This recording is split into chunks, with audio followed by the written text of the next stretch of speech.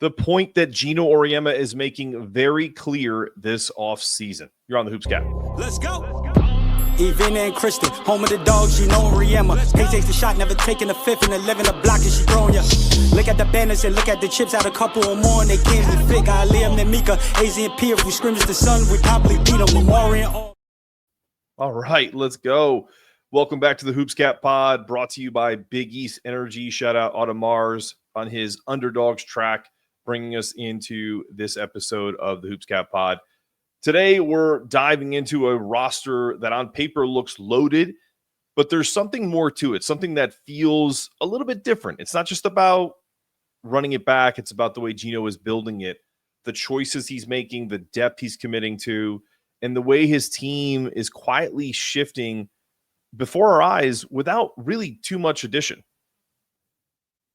Azzi Fudd is returning for her fifth and final season. Serah Strong is back after one of the best freshman years we've seen in a decade. Serah Williams recently transfers in from Wisconsin and brings immediate power to the paint, including defensive depth. You've got returning guards, injured players coming back, and an underrated freshman class that I think a lot of people are sleeping on. It will not just be just guys watching from the bench.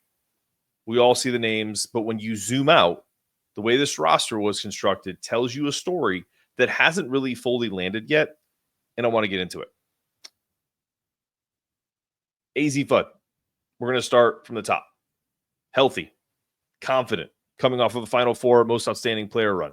Her first national title. For the first time in her college career, she had a full off season to train. She has one, not with no rehab. She has no Paige Beckers, no Caitlin Chen or Aubrey Griffin, who are all now in the W.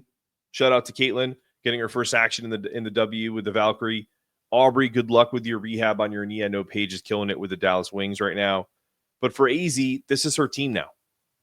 I know we're about to get to Serah, but 1,000%, this is Azzi Fudd's team, at least just for this year. Because once Azzi leaves, the last 2 years of Serah Strong's career at UConn, it's her show. Serah Strong, fresh off a dominant freshman campaign, 16 points, 9 rebounds a night, is no longer being asked to anchor the front court alone. Last season, she was UConn's really only consistent presence inside until Jana stepped up a bit in the NCAA tournament. Now she gets a partner and a running mate. And hopefully we get tournament Jana back too. And then we get to the big name in the portal that I think what it signified for Geno was that it was kind of like a shot to all the haters, even those that consider themselves UConn fans, that he couldn't get things done. His recruiting classes aren't as good anymore. He gets the best player in the portal. I don't know what the rankings are, and I don't care, because Serah Williams was the best player in the portal for UConn, who already just won a national title and they're 12th all time, which is a record by a million more than anybody else. And on top of it, when you think about what Geno essentially sent a message was, I don't need to get your McDonald's All-Americans. I don't need to give up, double, triple NIL money because we've built the culture for 40 years. So where does this all lead us? You have your big with 6'4" Serah Williams, who's battle tested, was a 19-10 person at Wisconsin last year. She fills that gap that was too obviously a missing piece for last year's team, which was still dominant. UConn didn't have that true experience big last year, and now with Strong, who just is dominant as a freshman. The interior pairing is as physical and skilled as any front court, if not better than any front court in the country. I think it's the best. The thing that jumps out, though, isn't just the talent. It's the symmetry. You've got your elite shooter in scorer and Fudd. You've got your 3-level mismatch in Strong, who can absolutely, and let me make sure this is very clear for everyone that's freaking out about how we don't have a point guard that is like Caitlin Chen this year. Serah Strong can absolutely play some point forward. And I 100% think she will. You've got your inside hammer in Williams. That's the spine of your offense and the anchor of your defense. But more than that, it's the structure of your identity. And it's not just the stars. You have KK Arnold steps into a full-time point guard role, which I absolutely believe she should and can do after learning from 3 elite decision makers in her time. Nika Mule, Paige Beckers, and Caitlin Chen now all gone. She's vocal, unafraid, and built for pressure, as we've seen in the tournament. And don't forget, she's a defensive menace. Ashlyn Shade back for a third year and looking for increased minutes and responsibilities. I think Ashlyn needs to step up in some of her clutch moments because she has these big games like she did against Iowa State, but she also shrank in some bigger moments against a team like Notre Dame. Still a huge part of a national title team and an all Big East selection. Could be potentially be in that first team all Big East next year if she steps her game up. Ali Zabel, a second-year player who will be called upon to contribute some scoring depth and stretch the defense. She reminds me of when a football team gets an absolute burner on offense to kind of stretch the safety so that they can open up little things in the middle of the field. That's what she does. She creates spacing. Carolyn Ducharme, will she finally be healthy? If she is, look out, because when she's right, she's one of UConn's most natural scorers and, in my opinion, the toughest player on the team. Morgan Cheli will need to rehab her ankle, and I'm sure that process is well on its way. But I expect a bigger role for her and definitely some more production as time goes on. So what's behind them as well? 3 intriguing freshmen. Blanca Quinones has international pro experience. Kellis Fisher is a high IQ guard with pace and is kind of think of KK Arnold without the TikTok menace on top of it and some good vision there. Gandhi Malou-Mamel adds another athletic body to a front court that was paper thin a year ago and now all of a sudden is just loaded with bigs and rim running bigs. And I may say so myself. And there's still more. Ayanna Patterson hasn't played meaningful minutes in nearly 2 years, but I believe she can have an Aubrey Griffin-like impact in terms of what she gives them from an athletic standpoint. And when the opportunity arises, I think she can contribute at a high level. Morgan Cheli, who we talked about, missed the back end of her freshman year. We mentioned her earlier, but I think both of them are expected to be fully healthy. And if they are, they add power, defense, spacing. Look, Geno doesn't recruit players who he doesn't feel like who he doesn't feel like they can contribute in some way, shape, or form, and that he doesn't believe in. If they're on this roster, it's because they're good enough to help now. All of this builds toward what we'll get to next because there's something in the way this roster is shaped, not just filled. And we're going to talk about something coming up after the break.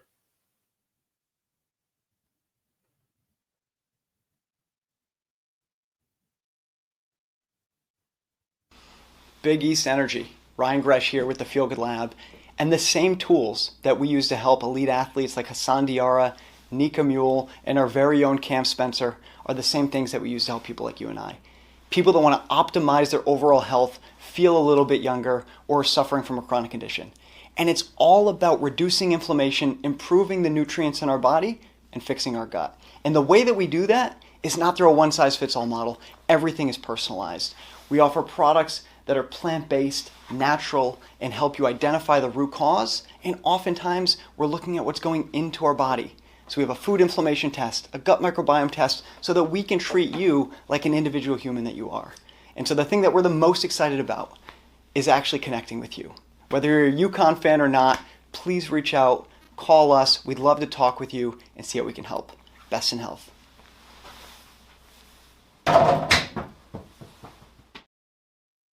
All right. That's Ryan Gresh at the Feel Good Lab. Don't forget to check that out.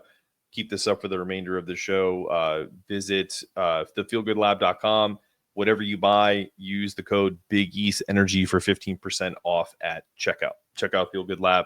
Also, one of our kind of, I would say, angel sponsors of the year goes to Joey Bail Bonds. If you need Joey Bail Bonds, and we hope you don't, call him at 860-916-6747. His number will be on the screen here again shortly. Let's get back to what this is. This isn't really too deep, right? It's intentional. The crazy depth, Geno's intentionality. Right now, UConn sits at 14 scholarships, one under the NCAA max. If Kayleigh Heckel was to commit, which she would be an absolute dream, another guard that they can mix in this point guard foray with Kellis and KK.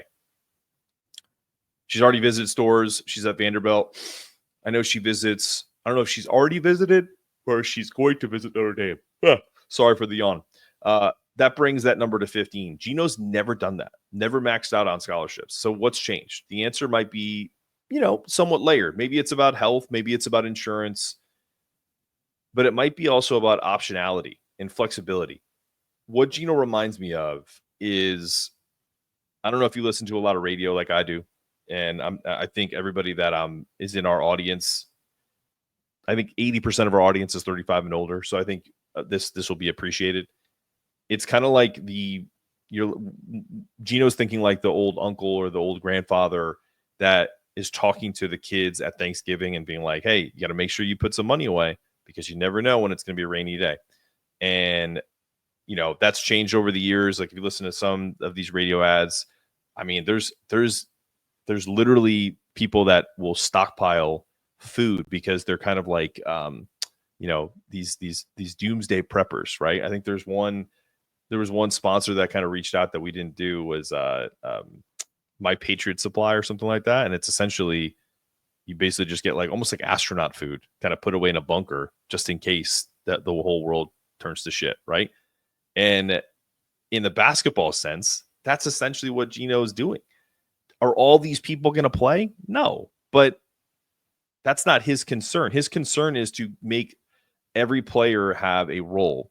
And if that role is essentially to be a conduit for the best players to play and essentially to get the most out of this team, he only has, he's got 4 years left, 3-4 years left on his contract. He's 71 years old.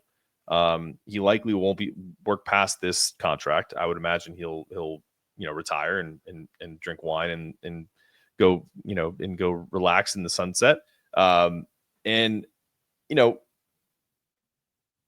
got to have that flexibility. So if they end up going 10, 12, 13 deep because of that, and I don't think they will, but that's a problem for the coaching staff. We're just reporting on it. So if you're in foul trouble in March or God forbid there's injuries, you always have to have that, bunker full of food or that money saved away just in case. This team has length, shooting, inside scoring, defenders, veterans, youth, and positional versatility. It's kind of a nice lineup puzzle. It's probably more suited to call it a lineup toolbox. And if you want to go one step further, it's probably more of a lineup Swiss Army knife because there's a lot of ways you can go. And this is why I said if they get Kayleigh Heckel, this team could be the most talented team since the Brianna Store era, since the era of 3, 4, 5, 3, 4 national titles in a row. Because the last time UConn had this much versatility was during the Stewie era. The only difference now, this group has already proven it can be without really relying on just one person. Because as much as you can put it on page, if they don't have Sarah Strong last year, they don't win it all. This group has already proven it can win without essentially feeling like you have to lean on the one person. And now they've added size, they've added depth, and they've got a leader with Azzi Fudd coming back and who isn't trying to really follow Paige. She's kind of doing what she would do, which is finishing what her and Paige started. And maybe that's what Geno sees, because this doesn't feel like a safety net in that respect. It feels kind of almost like a setup. You don't build a team like this to hold steady. You build a team like this to break away from the pack. And also, it also sets him up. Like the Kayleigh Heckel one is another one because that's a strategic move. If they get her, then you have 3 years of her. It's not just the Serah Williams where it's kind of like the icing on the cake. Like I said, if this is his last team, this last run with Serah, then he's trying to build a roster that's not just deeper, it's sharper. There's more in intention there with international players. And if it stays healthy, it's built to win in multiple ways with the just in case mentality, with stars, with system, or with sheer matchup flexibility. So does Geno know something we don't? I think he does. He knows a hell of a lot more basketball than anybody that's listening to this, and myself, and anybody that kind of watches this, unless he watches it. Maybe he knows this is the best way to go back-to-back, is to make sure you build a team that no one can match up with and kind of go on a Bill Belichickian FU tour for the rest of college basketball. Even if they already know what's coming, you could probably give them the plays and they probably still beat you. But that's it, guys. That's my take for today. It's been a great episode of the Hoops Cap Pod. The roster's nearly full. The stars are aligned, and the depth, it's real, and maybe even championship-proof, bulletproof, as Dan Hurley calls it on the men's side. Whether Heckel joins or not, UConn's the number one team in the country. I think ESPN has us at 2. I don't know on what metric you could go with, because they have options. They could go big, they can go small, they can get a mixture of both. Azzi, Serah, KK, Ashlyn. Hell, you can put Ice Brady in there because she's going to be in the mix. Blanca Quinones is going to dominate from the start. So remember that. The real story in this team is in the structure. This team is built to absolutely be a menace all year long. Whether they come out of the gates firing and kill everybody by 40, 50 points, or whether it's a slow, steady climb to get some continuity. They're built to dominate. So as always, stay dialed in, be ready. And as always, you know what it is. Go Huskies. UConn, baby. Home of the champions. Let's go. Even and Kristen, home of the dogs, Geno Auriemma. They takes the shot, never taking a fifth, and 11 a block.